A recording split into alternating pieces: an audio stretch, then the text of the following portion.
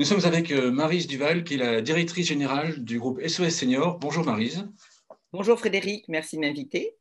Donc on va parler d'un sujet très intéressant, on pourrait appeler ça l'EHPAD du futur. Tout d'abord, est-ce que tu peux présenter le groupe SOS Senior?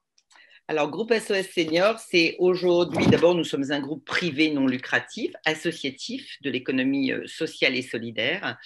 Nous regroupons aujourd'hui 69 EHPAD, des établissements d'hébergement pour personnes âgées dépendantes, des services de soins à domicile, des activités de résidence-service, résidence senior, portage de repas. Voilà. Et des deux associations qui font de la cohabitation intergénérationnelle. C'est aujourd'hui un groupe de 3500 salariés, 200 millions de volume d'activité chaque année. Groupe très important. Pourquoi est-ce que le sujet des EHPAD du futur, j'irai à horizon 2027-2030, est devenu ou devient de plus en plus d'actualité? Alors, d'abord, dans chaque groupe, et tu l'as dit, nous sommes un groupe important, et on a des logiques évidemment de prospective. Là, on travaille sur l'horizon 2020-2025. On aurait dû normalement y consacrer un peu de temps l'année dernière. Bon, voilà, pour cause de crise sanitaire, ça a été décalé. Et forcément, de 2025, tu te projettes en 2030. C'est tout à fait logique. Et puis, c'est des sujets parce qu'aujourd'hui, quand tu construis ou tu réhabilites un EHPAD, un établissement, eh bien, tu te projettes, tu te dis que tu le fais pour 25 ans. Donc, quelle va être ta clientèle dans 25 ans? Comment tu te projettes sur l'EHPAD de demain? Ce sont ces sujets, effectivement, que nous travaillons aujourd'hui dans le groupe SOS Senior. D'accord. Actuellement, au niveau de l'âge entré en EHPAD, on est une sorte de palier, en fait. Ça progresse très peu au niveau démographique, parce qu'on est dans le creux du déficit de naissance de la Seconde Guerre mondiale. Par contre, arrive ce que certains appellent la vague du baby-boom. Est-ce que c'est quelque chose qui est à prendre en compte? J'imagine que oui, dans la réflexion pour l'EHPAD de demain. Alors, certes, évidemment, hein, cet afflux quelque part de seniors liés, enfin de seniors âgés liés à notre courbe démographique, c'est évidemment des sujets qui nous interpellent. À la fois, le plan de relance du gouvernement prévoit à horizon 2030 un certain nombre de créations d'ouvertures d'établissements, d'EHPAD. Alors, ce sujet se télescope avec la crise sanitaire qui a bousculé nos convictions et bouscule aussi les objectifs que chacun se sont fixés. Pourquoi? Eh bien parce que l'année dernière, 45 000 personnes résidant d'EHPAD sont décédées de la crise sanitaire. Donc, peut-être qu'effectivement, le besoin va être moins prégnant dans les 10 ans que l'on s'est imaginé. Faut voir un petit peu aussi l'évolution de cette crise sanitaire. Est-ce que les vaccins que nous utilisons en ce moment sont effectivement le salut qui va nous permettre de retrouver notre vie d'avant? Est-ce que malheureusement les variantes mutants du vaccin vont finalement décaler un peu le sujet et puis faire en sorte qu'on va quand même avoir une mortalité qui ne va pas stopper brute, mais qui va au contraire évoluer? Franchement, aujourd'hui, là, tu me poses une question de réfléchir à l'EHPAD du futur dans une période qui n'a jamais été aussi incertaine. C'est vrai que voilà, cette crise sanitaire rebat quand même un certain nombre de cartes. D'accord. Si je reviens à la vague du baby-boom, elle arrive au niveau des EHPAD environ dans 7 à 10 ans. Combien de temps on met actuellement pour créer un EHPAD depuis l'idée jusqu'à l'ouverture? Alors, créer un EHPAD, on ne peut pas décider, je ne peux pas décider demain de créer un EHPAD. Hein. C'est un appel à projet qui est conjointement déposé par l'Agence régionale de santé d'une région et par le conseil départemental. Voilà. Donc, on répond à un appel à projet. Donc, ces appels à projet, ben, il faut, pour l'Agence régionale de santé, avoir le financement de la partie soins. Le département financement de la partie aide sociale, hein, c'est aussi pour ça que voilà, le projet est débattu et posé conjointement. Donc, ces deux parties écrivent un cahier des charges d'appel à projet auquel répondent les interlocuteurs qui le souhaitent, hein, les groupes comme le nôtre, et voilà, donc tu réponds à un appel à projet, ensuite il y a une commission de sélection, etc.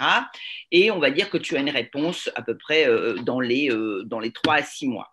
Une fois que la réponse est donnée, tu as 5 ans pour construire ton EHPAD. à peu près. Il faut trouver le terrain, les archis, etc. Et puis l'EHPAD sort de terre. Donc, en gros, nous, quand on commence vraiment, à partir du moment où on a déposé le permis de construire, il faut à peu près entre 24 et 36 mois en fonction de la dimension de l'EHPAD. Donc, tout ça, évidemment, prend un peu de temps. C'est pour ça qu'il faut un délai, prévoir, en tous les cas, l'avenir pour construire ces EHPAD. Donc, ce qui veut dire que si on veut faire face à la vague du baby-boom, il faut que les projets soient au moins dans les cartons en 2025. Exactement. Exactement, ça serait un bon tempo. Après, il n'y a pas que l'EHPAD, il y a aujourd'hui des solutions alternatives. Il y a un certain nombre d'appels à projets qui sont ressortis sur des résidences autonomie. On avait un peu oublié les résidences autonomie. Les résidences autonomie, c'est un petit peu à l'instar des résidences-services, sauf que ce sont des établissements qui sont autorisés par le département, des établissements qui sont habilités à l'aide sociale, donc qui permettent aux gens qui ont de modestes retraites de pouvoir trouver une solution adaptée pour le vieillissement, parce que tu as souvent un logement, un T2, souvent c'est un T1 bis ou un T2, voilà, qui est adapté avec une salle de bain, etc. Du personnel, alors pas du personnel soignant, mais au moins du personnel qui peut aider quelque part à veiller sur la personne. Quand l'état de la personne se dégrade, elle peut faire appel à un service d'aide à domicile, à un service de soins. Et si vraiment ça devenait compliqué, un transfert s'organise vers un EHPAD. Il y a un certain nombre quand même de solutions alternatives. On parle beaucoup aujourd'hui d'habitat inclusif, on parle beaucoup de solutions alternatives, de colocation, cohabitation. Tout ça est en train d'évoluer, surtout sur les territoires. Nous, groupe SOS Seniors, on monte avec notre opération 1000 cafés sur les territoires. On essaie de trouver des petites solutions de béguinage, des logements qui vont accueillir 4 ou 5 personnes et qui vont permettre effectivement à ces personnes de vieillir sur leur territoire le plus longtemps possible. Voilà, avant de... Ces différentes solutions, elles s'adressent quand même à des publics, entre guillemets, qui ont des états de santé qui sont différents. Exactement. Alors, tu as raison de le souligner, on ne vieillit pas tous de la même façon. Ce qui est compliqué aujourd'hui, c'est que les derniers, on va dire les 18 derniers mois de la vie, on devient assez naturellement dépendant, ce qui oblige à prendre des mesures assez importantes si on veut rester au domicile, être vraiment accompagné et soutenu. C'est pour ça que souvent certains s'orientent vers l'EHPAD parce qu'il y a du personnel soignant qui est là en permanence. Je rappelle que l'EHPAD est un lieu de vie et pas un lieu de soins, mais un lieu dans lequel il y a effectivement du personnel soignant qui intervient. Et c'est effectivement cette notion qui fait que chacun de nous veut vieillir au domicile, mais si à un moment donné, on ne peut plus se lever, on n'arrive plus à assumer ses transferts, on a besoin de soins très réguliers, on ne peut plus, on a besoin d'aide pour la toilette, pour s'alimenter, etc. Ça devient très compliqué aux aidants, si on en a, de pouvoir faire face à ces solutions, et donc d'autres solutions alternatives s'imposent. D'accord. Donc, ça va dépendre un petit peu de l'état de santé de la population âgée dans les prochaines années. D'où la notion de prévention, c'est très important. Voilà, on est dans un pays où assez naturellement, tu le sais, où on ne travaille pas beaucoup sur l'aspect de la prévention. C'est la prévention des troubles musculo-squelettiques, c'est-à-dire comment on entretient quelque part son corps en gardant une activité sportive adaptée. C'est l'alimentation, voilà, une alimentation équilibrée qui évidemment va éviter de tomber dans le diabète ou d'avoir d'autres problématiques d'obésité ou autres. Voilà, donc travailler beaucoup sur la prévention, ça permet quand même, on le voit, un bien meilleur vieillissement. Et aussi de s'occuper intellectuellement, d'avoir une utilité sociale. On cherche vraiment même dans nos EHPAD à faire en sorte que les personnes âgées vont garder une utilité sociale, parce que si tu n'as plus de... La vie, on doit être passionné dans la vie, on doit toujours avoir envie. Et si tu n'as plus de passion, plus d'envie, tu te laisses quelque part aller, intellectuellement aussi. Et donc, c'est néfaste pour le vieillissement. D'accord. Alors, si on continue, d'après toi, dans 5 à 10 ans, dans les EHPAD, tu t'attends à plus de personnes avec des pathologies lourdes ou moins, dans le sens que certains expliquent qu'il y a une baisse de la prévalence d'Alzheimer, par exemple? Eh bien, écoute, moi qui suis optimiste, je pense que, et puis je vois quand même, hein, les personnes de 75 ans aujourd'hui sont quand même des personnes très actives, qui se mobilisent, qui font attention à leur alimentation, qui sont plutôt numérisées, digitalisées.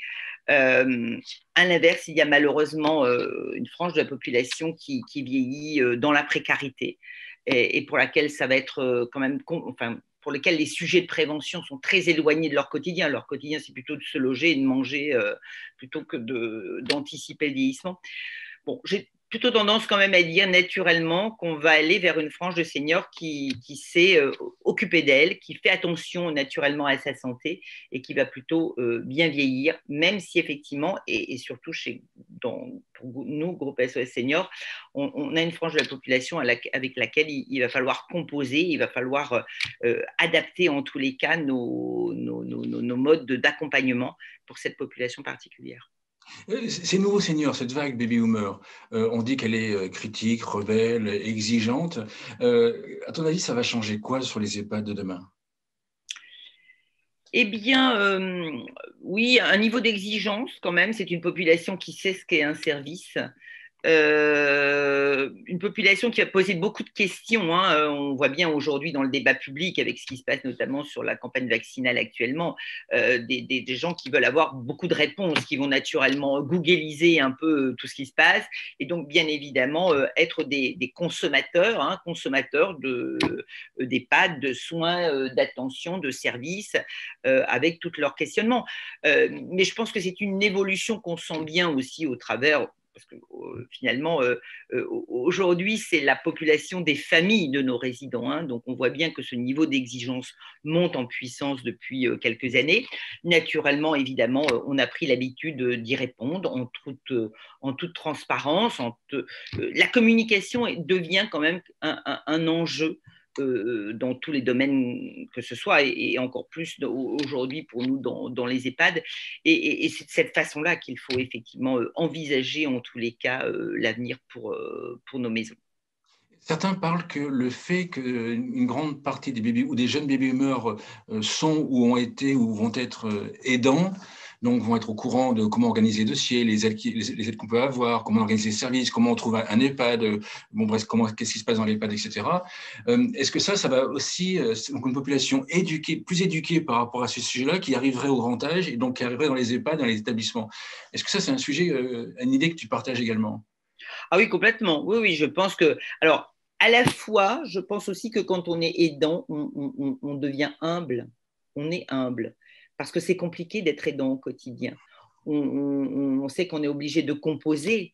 Et à la fois, si tu veux, certes, un niveau d'exigence, mais je pense aussi que ces personnes vont savoir que les professionnels de nos établissements sont des gens qui sont engagés, des gens malheureusement qui n'ont que deux bras et deux mains, qui ne peuvent pas aller plus vite, qui sont aujourd'hui confrontés à des difficultés professionnelles liées au fait que tout acte doit être tracé, par exemple, hein, donc ce qui prend beaucoup de temps aujourd'hui à l'échelle de nos établissements, des professionnels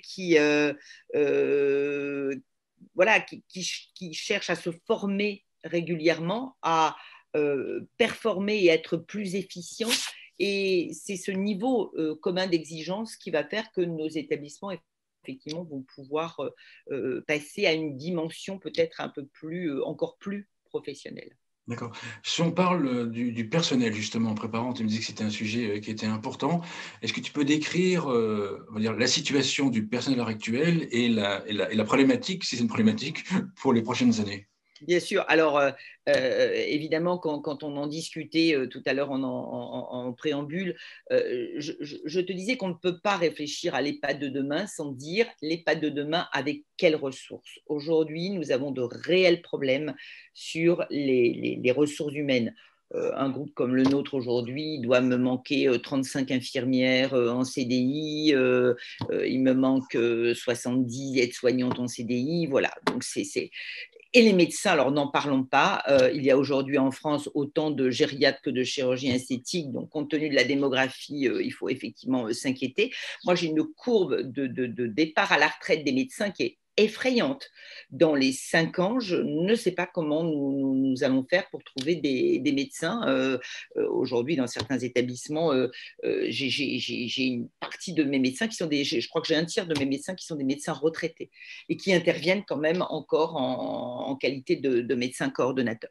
Donc tout ça pour dire qu'effectivement, comment faire que les 2 millions aujourd'hui de NEET, dans notre pays, nous avons 2 millions de ce qu'on appelle les NEET, les jeunes qui ne sont pas en emploi, pas dans le système éducatif, pas en stage, hors radar. Je pense malheureusement que la crise du Covid, pour les étudiants, on le voit bien, qui est très compliqué, les décrocheurs, et ce n'est pas du tout stigmatisant quand je dis ça, c'est très compliqué voilà, aujourd'hui de faire ces cours à distance et de rester motivé.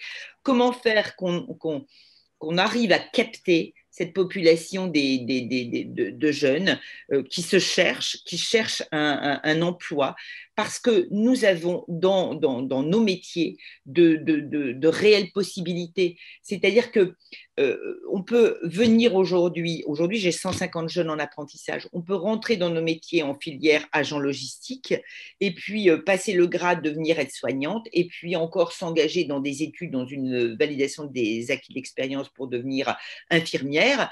Et puis voilà, pourquoi pas demain chef d'établissement. Enfin, on a la possibilité avec nos métiers à la fois d'avoir une mobilité géographique, une mobilité professionnelle ascendante. Donc voilà, comment peut-être par une campagne de pub nationale, un peu comme à l'instar de ce qu'avait fait le gouvernement avec les métiers de l'armée ou les métiers de la police. Voilà, il faut vraiment redorer un peu le blason de ces métiers et puis faire en sorte que les jeunes viennent dans nos établissements pour effectivement intégrer les filières de soins, parce que voilà, dans l'EHPAD de demain, on n'imagine pas évidemment un EHPAD du futur sans personnel, même si il faut absolument doper tout ce qui est, comment dirais-je, solutions un peu plus performantes, complémentaires, la reconnaissance vocale, les robots. Certes, aujourd'hui, nous avons des rails de transfert, mais seulement depuis quelques mois. Enfin, quelques mois, oui, enfin 2-3 ans, mais je veux dire, voilà, on n'a pas encore assez de recul. Aujourd'hui, j'ai encore beaucoup de personnel qui, à 50 ans, 55 ans, part malheureusement en inaptitude professionnelle parce que ce sont des professionnels qui ont des douleurs d'épaule, voilà, qui ne leur permettent plus d'assurer leur métier. Moi, je ne veux plus être une machine quelque part à fabriquer des salariés inaptes. Voilà, donc je voudrais qu'on nous aide à limiter les troubles musculo-squelettiques, à travailler sur des solutions qui évitent que le médecin va passer 3/4 de son temps à écrire, mais qui va lui permettre d'être plus utile et actif au lit du malade, parce que la tracite aiguë, certes, il faut la faire, mais ça ne, c'est quelque part au détriment vraiment du suivi et de l'accompagnement aujourd'hui de nos résidents. En parlant de solutions, pour construire l'EHPAD entre guillemets de demain, quelles innovations, enfin, quelles recherches, quelles solutions, enfin, quelles innovations, quelles pistes, quels besoins vous avez en termes d'innovation? Alors, tu m'as souvent entendu dire à ces jeunes de la silver economy, de dire mais venez voir ce dont on a besoin dans les EHPAD, parce que c'est comme ça qu'on va réussir à construire ensemble les solutions. Voilà. De quoi on a besoin. On parle des jeunes entrepreneurs de la silver eco, c'est ça. Voilà, exactement. Eh bien, par exemple, aujourd'hui, les chariots de linge sont des chariots qui sont manuels. Les aides-soignantes sont obligées de porter les sacs de linge. On imagine que le matin, malheureusement, quand les draps sont souillés, etc., tout ça est très lourd. Donc, cette manutention, elle devrait pouvoir voilà, être faite de façon mécanique, de façon automatique. On devrait, les personnes âgées qui n'arrivent plus à se lever, qui n'arrivent plus à prendre leur douche seule, etc. Alors, certes, il y a des rails de transfert, mais ça nécessite encore de la manutention. Je pense qu'on pourrait régler ces problèmes de manutention. Les robots devraient nous permettre peut-être, voilà, alors pas les seuls moments de convivialité, mais peut-être d'aller plus rapidement dans une chambre quand un résident sonne pour voir ce dont a besoin la personne et pouvoir répercuter l'information à un soignant. Enfin voilà, je pense qu'il y a un certain nombre de solutions qui n'ont pas encore été toutes exploitées. On a certes, nous, voilà, on a mis des sols, enfin des détecteurs de chute, voilà, on a fait plusieurs essais quelque part de matériel innovant. Mais je trouve que voilà, ça reste à la marge, ne serait-ce qu'en innovation, la télémédecine. On n'arrive pas, nous, dans nos établissements, à décoller sur la télémédecine. Alors, à la fois parce qu'on l'a dit, les ressources médicales, elles sont rares, parce qu'il n'y a pas de plan national. Jusque après François Hollande, il n'y avait pas de plan de développement national de la télémédecine. Ça veut dire que chaque ARS a adopté sa solution. Il n'y a pas d'interopérabilité entre ton dossier résident et la solution de télémédecine. Tout ça doit se construire. Enfin, voilà, il y a quand même, il existe de ci, de là des solutions, mais on a l'impression qu'il n'y a pas qu'on n'arrive pas quelque part à agréger et à développer plus ces solutions pour qu'elles soient efficientes pour construire ensemble les pattes de demain. D'accord. Autre sujet un petit peu préparé, c'est les revenus des futurs arrivants en EHPAD ou des futurs retraités dans les prochaines années, notamment des femmes qui ont divorcé, qui n'ont pas eu ou inversement, qui n'ont pas eu de carrière complète. Est-ce que ça, c'est un sujet que tu vois arriver et qui va peut-être s'amplifier dans les prochaines années? Alors, tu as raison de soulever cette question. Hein. L'aspect économique est évidemment un aspect éminemment important. On a tous envie d'un logement décent, adapté, bien placé en centre-ville, à côté des commerces, en bas de chez le médecin, etc. Mais tout ça, voilà, enfin, le monde parfait. Mais évidemment, tout ça coûte cher. C'est-à-dire que plus on a de critères de sélection et plus évidemment l'addition est lourde.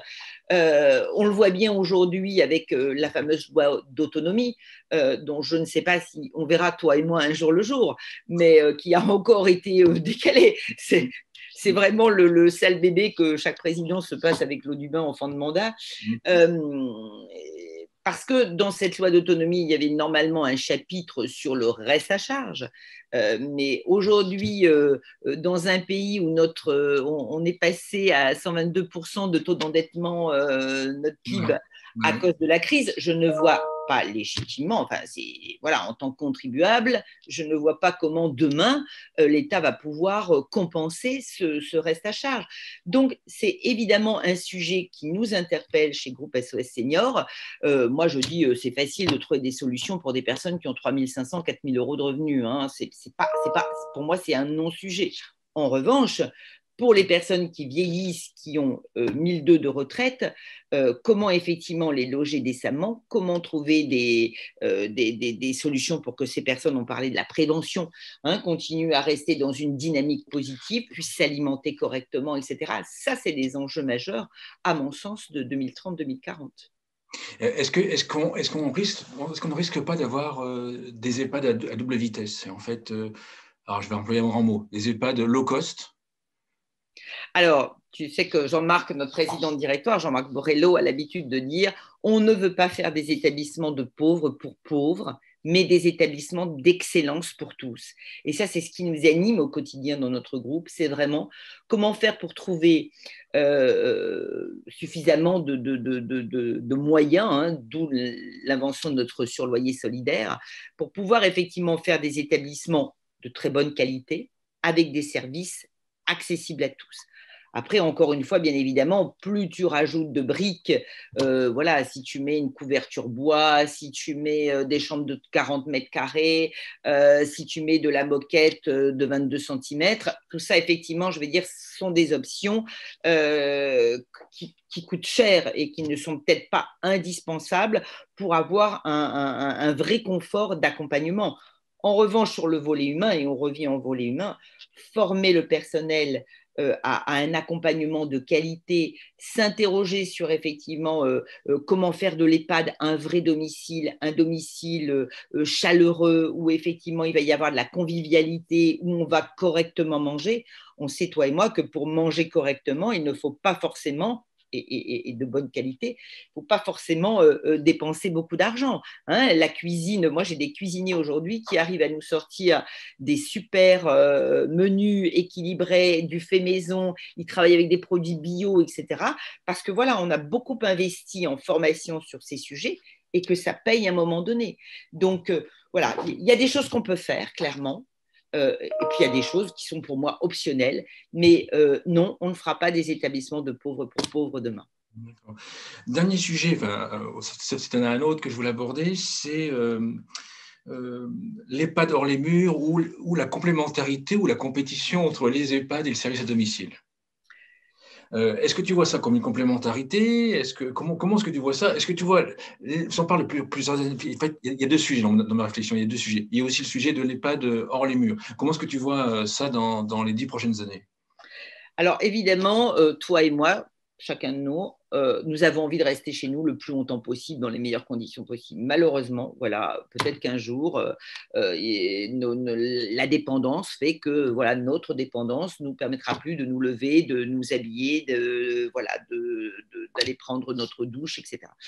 Donc, et puis, les personnes qui arrivent aujourd'hui en EHPAD, la moyenne, c'est 8 pathologies cumulatives. Donc, elles ont besoin de soins, de surveillance quotidienne. Il n'y a peut-être pas toujours les aidants à proximité. Peut-être que l'organisation de services de soins au-delà de 3 heures par jour sont nécessaires. Donc, tout ça fait que peut-être un jour, effectivement, il faut aller en EHPAD. Donc, pour moi, le domicile et l'EHPAD ne sont pas du tout des solutions antagonistes. L'EHPAD est un lieu de vie. Donc, voilà, c'est une solution au contraire qui doit s'inscrire dans la complémentarité.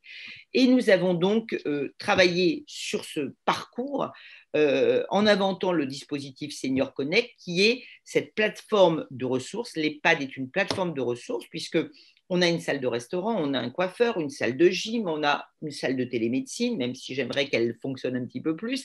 Voilà, on a de la ressource dans l'EHPAD. Cette ressource, qui est en partie quand même payée par le contribuable, elle doit être à disposition des seniors, des personnes âgées environnantes de l'EHPAD, qui doivent pouvoir venir trouver une solution à leurs problématiques pour rester chez eux le plus longtemps possible. Ça, c'est une première brique. La deuxième brique, c'est vraiment transférer l'EHPAD, c'est-à-dire que quand ces personnes au domicile, qui viennent de temps en temps à l'EHPAD prendre pour leur séance de gym, prendre un repas, etc.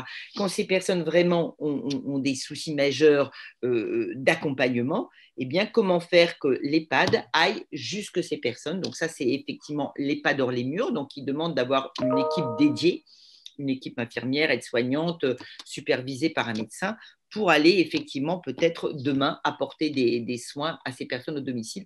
On y travaille, on y réfléchit. Ça fait partie d'appel à manifestation d'intérêt, d'appel à projet que nous allons déposer dans le futur. Alors, ce qui est dommage, c'est parce que Senior Connect marchait vraiment super bien. Malheureusement, évidemment, la crise sanitaire qui fait qu'on a dû fermer les portes de nos établissements et un peu se replier sur nous-mêmes. Malheureusement, ça nous a un peu stoppé dans notre développement.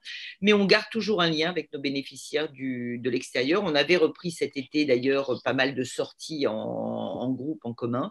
On travaille avec eux, par exemple, sur le volet du numérique. Je disais tout à l'heure combien c'était important pour les seniors du domicile. En 2022, toutes les démarches vont devoir se faire par Internet. Comment faire pour accompagner ces personnes au domicile dans ces futures dématérialisations. Voilà. Si je te provoquais un peu, d'un côté, les EHPAD, en fait, risquent de manquer de personnel. Et comment est-ce qu'un EHPAD qui manque ou qui risque de manquer de personnel peut en plus aller faire des services à domicile? Alors, c'est parce que peut-être c'est en tirant la sonnette d'alarme aujourd'hui de ces futures ressources qui nous manquent, en parlant de ces jeunes qui ne sont pas encore, qui n'ont pas repéré en tous les cas l'EHPAD comme étant potentiellement un métier. Voilà, c'est aujourd'hui en se disant, voilà, à la fois il faut travailler sur l'architecture, penser l'EHPAD de demain avec, on en discutait, les moyens financiers des personnes dans 10 ans, mais à la fois aussi comment maintenant capter les ressources humaines pour pouvoir à la fois eh bien faire en sorte que ces jeunes se forment au métier du soin et puis demain de l'EHPAD au métier du soin à domicile. Super, merci. Une conclusion? Une conclusion, alors moi je pense que clairement le modèle de l'EHPAD n'est pas mort. Beaucoup, notamment, tu sais, les premiers mois de la crise, dans notre littérature professionnelle, on lisait ah c'est fini, le modèle de l'EHPAD est mort, terminé en collectivité. Nous on a vu au décours de la première vague beaucoup de familles, beaucoup d'aidants qui sont venus vers nous en nous disant s'il vous plaît, admettez mon papa, ma maman, c'est très compliqué, je l'ai gardé à domicile pendant 2 mois, mais je ne suis pas soignant, j'ai moi-même des problèmes de santé. Voilà, en gros, je ne suis pas fait pour ça, simplement. Donc, voilà, on disait tout à l'heure, ça convient à des personnes qui ont des problématiques de dépendance physique, cognitive. Voilà, c'est à nous de travailler ensemble avec les entrepreneurs de la Silver Eco pour trouver l'EHPAD le plus qualitatif possible avec des solutions pertinentes qui vont nous permettre effectivement de travailler sereinement. C'est aussi travailler à toutes les solutions intermédiaires, on l'a dit, habitat inclusif, petite unité de béguinage, etc., pour anticiper et réussir le défi de demain de la longévité. Super, merci, superbe échange. Merci Maryse. Maryse Val, je rappelle que tu es directrice générale du groupe SOS Senior. Merci beaucoup. Merci Frédéric.